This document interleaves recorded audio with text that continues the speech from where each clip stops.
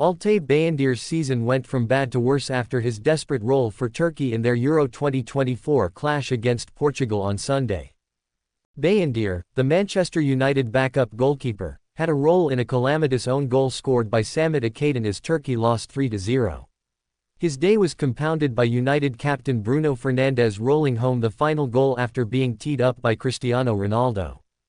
Turkey were already 1-0 down when Bayındir came bounding off his line, only for defender Akaydın to pass the ball back, only for the two players to get in a mess.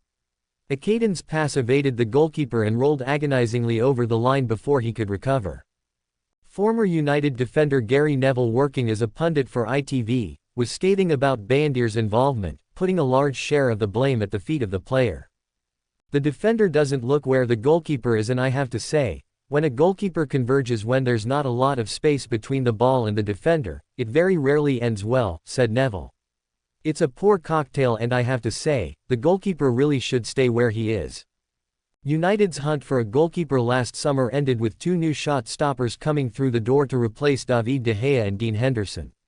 Andre Onana signed for £43.8 million from Inter Milan, as a trusted lieutenant of Erik ten Hag, having played under him at Ajax.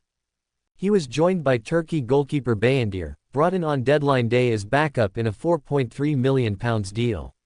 But despite Onana's struggles at times to get to grips with Premier League football, Bayındir ended up playing just once last season in the 4-2 FA Cup win over Newport County.